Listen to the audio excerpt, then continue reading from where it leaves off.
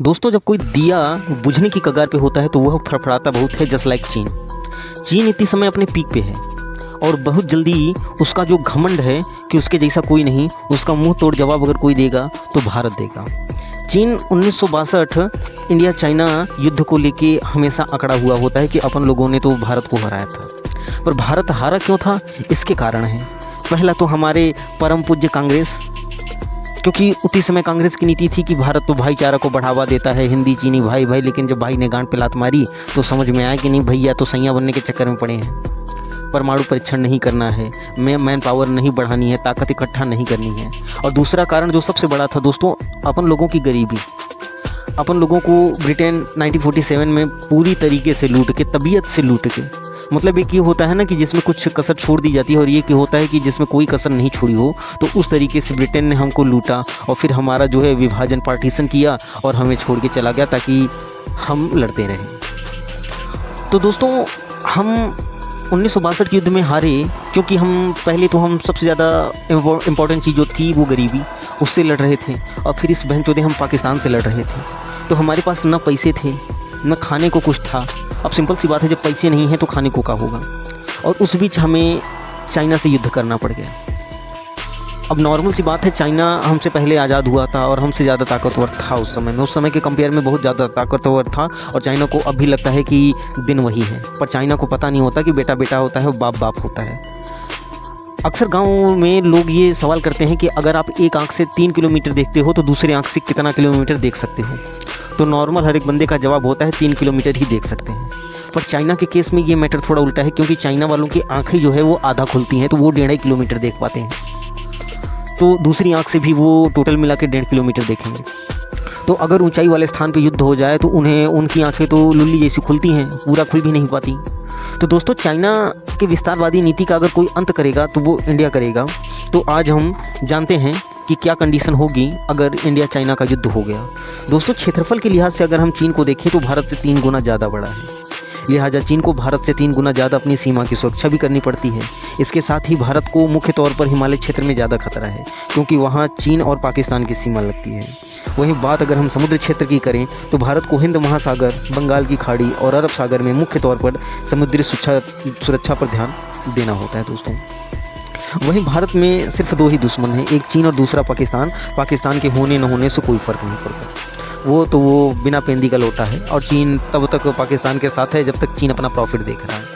नहीं तो चीन को पाकिस्तान की कोई ज़रूरत नहीं, कंगले की किसे ज़रूरत होती है। लेकिन दोस्तों, चीन की आक्रामकता उसके कई दुश्मन भी बना दिए हैं उसकी वजह से, जैसे Bharat, Taiwan, Japan, Philippines, Brunei, Vietnam, Laos, दक्षिण कोरिया। ऐसे बहुत से देश हैं जिनके साथ चीन का गंभीर सीमा विवाद जो है चला आ रहा है। और इनमें से ज़्यादातर देशों के साथ सुपर पावर अमेरिका खड़ा है। हालांकि अमेरिका भी अपने प्रॉफिट पे देखता है। अगर अमेरिका देखेगा इधर अपन का प्रॉफिट नहीं है तो अमेरिका छोड़ के चला जाएगा। जैसे इंडिया को ठोकने आ रहा था पाकिस्तान के उस पर, तो रूस खड़ा हुआ। तो दोस्तों, चीन के जो है 17 देशों के साथ सीमा विवाद है। लिहाजा 17 देशों से लगती सीमाओं के पास चीन को अपनी सैनिक सुरक्षा तैनात करनी पड़ती है। इसके अलावा चीन समुद्र में भी कई देशों से उलझा रहता है। दक्षिण चीन सागर में चीन का विवाद कई देशों से चलता है। फिलीपींस के साथ चीन का स्कारबोरो और स्प्रेटली आइलैंड द्वीप को लेकर गंभीर सीमा विवाद है। और हाल ही में फिलीपींस ने अमेरिका के साथ सैन्य समझौता भी किया है। इसके अलावा मलेशिया, वियतनाम, इंडोनेशिया, आपका जापान हो गया, south Korea, north Korea, Singapore, Brunei के साथ भी चीन के समुद्री विवाद चल रहे हैं सीमा को लेकर। अब सिंपल सी बात है, यहाँ पे कहने का मतलब यह है कि चीन सबके गांड में उंगली कर रखा है। लिहाजा भारत और चीन की सेना के बीच जब तुलना अगर हम करेंगे या करते हैं तो इन सभी फैक्टर्स को ध्यान में रखना सबसे ज़रूरी है, क्योंकि हमारे पास सेना ज़्यादा हो, हमारे पास हथियार ज़्यादा हो, उससे युद्ध नहीं जीता जाता। युद्ध के लिए प्रॉपर प्लानिंग होनी चाहिए, लड़ने का तरीका होना चाहिए। और हम लोग, हमारी जितनी भी आर्मी है वो तो लड़ लड़ के निगरघट हो गई है। एक निगरघट मतलब शब्द होता है ना कि आप अब कोई काम बंदा बहुत कर लेता है। जैसे अभी आप कोई बच्चा पढ़ रहा है, नहीं पढ़ रहा है और आप उसे मार रहे हो, वो फिर भी नहीं पढ़ रहा है, फिर मार रहे हो, नहीं पढ़ रहा है, तो एक समय परिस्थिति ऐसी आ जाती है कि वो बंदा निगरघट हो जाता है, उसे कितना भी मार लो। तो हम लोग युद्ध लड़ते लड़ते निगरघट टाइप के हो गए हैं और ये लुल्ली हमसे जीत नहीं सकते। वो युद्ध होगा तब देखा जाएगा, क्योंकि आकार में अगर हम देखें तो चीन की सेना भले ही 20 साल का लगेगी, लेकिन चीन की सेना को इतने ज़्यादा मोर्चों पर तैनात भी रहना होता है और चीन की सेना में ज़्यादातर बुढ़े हैं। तो अगर हम देखें कि हमने ग्लोबल फायर पावर 2023 की रिपोर्ट के आधार पर भारत और चीन की सेना की तुलना की है, तो भारत और चीन की सैन्य क्षमताओं की तुलना करके हम क्षेत्रीय स्थिरता और वैश्विक सुरक्षा के लिए दोनों देशों की प्रतिद्वंदिता के संभावित प्रभावों को बेहतर ढंग से समझ सकते हैं।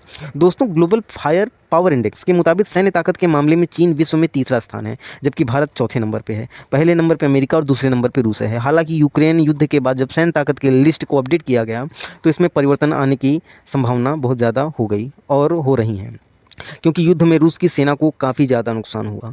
ग्लोबल फायर पावर 2023 की रिपोर्ट के मुताबिक चीन के पास कुल 3284 एयरक्राफ्ट हैं, जबकि भारत के पास कुल 2210 एयरक्राफ्ट हैं। चीन के पास 21,85,000 एक्टिव सेना के जवान हैं और भारत के पास 14,55,550 जवान हैं।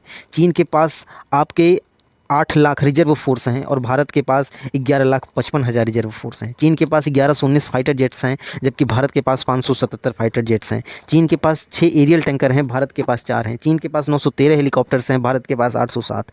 चीन के पास 507 एयरपोर्ट्स हैं और भारत के पास 346 हैं।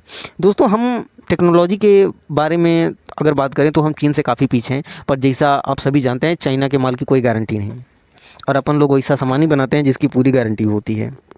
तो भारत और चीन की सैन्य क्षमताएं महत्वपूर्ण हैं और क्षेत्रीय वैश्विक सुरक्षा गतिशीलता को आकार देने में महत्वपूर्ण भूमिका निभाने